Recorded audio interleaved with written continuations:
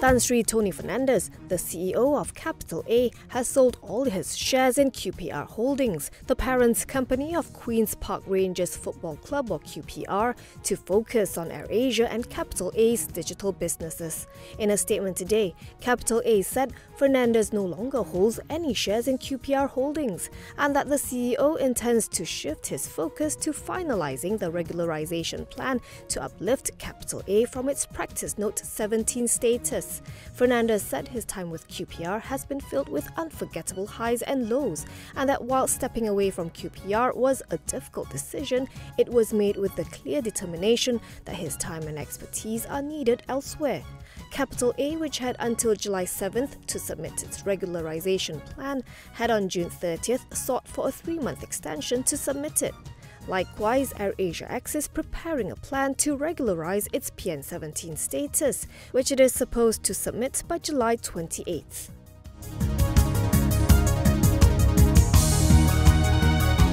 The Court of Appeal said a lower court's decision to enhance ex-Transmile Group CEO Gan Boon Aung's jail sentence to 2 years involved an error of law and is therefore null and void. Gan was convicted of furnishing a misleading statement with intent to deceive relating to Transmile's reported revenue. He was sentenced by the Kuala Lumpur Sessions Court to 1 day in jail and a 2.5 million ringgit fine, which he served and paid prior to leaving the country. The High Court then allowed an appeal by the Securities Commission and in January 2022 increased his jail sentence to 2 years. However, the Court of Appeal ruled today that the High Court should not have proceeded with its hearing and that the lower court's order was illegal since the Commission had served a notice of hearing on Gan's solicitors and not Gan himself. The bench then restored the order by the Sessions Court.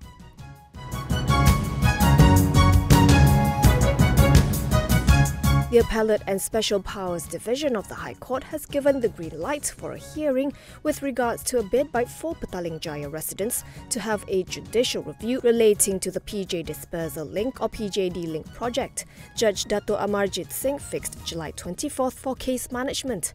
The residents are seeking a mandamus order to compel the authorities to give them access to the assessment reports for the social, environmental and traffic impacts of the project. They also want the various minutes of the focus group discussion held by the consultants or agents of PJD Link and other related documents that are used to approve the project. In addition, the residents want the design of the proposed highway and the concession agreement, as well as a declaration that the concession deal does not fall under the Official Secrets Act 1972. If the judicial review is allowed, they want the documents to be provided to them within 7 days of the decision.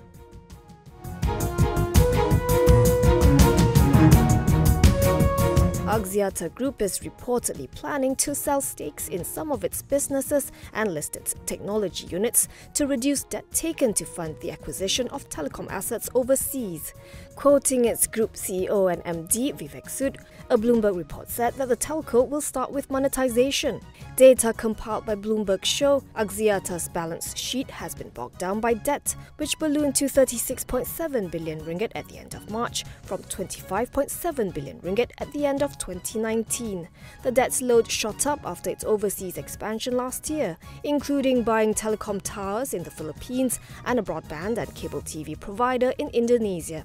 According to the report, the planned stake sale in E.co Group is among options Axiata is weighing to slash debt.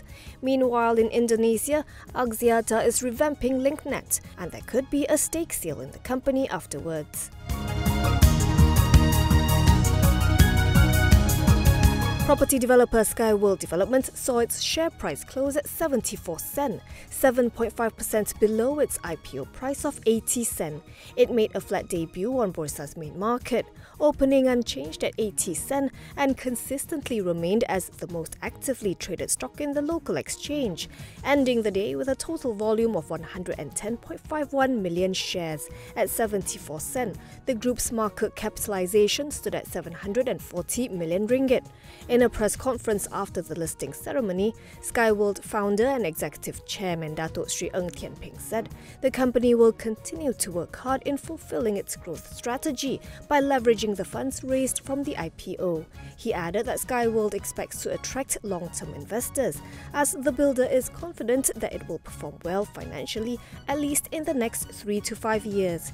It raised 320 million ringgit through its listing, making it the third largest listing exercise on Bursa in 2023 so far.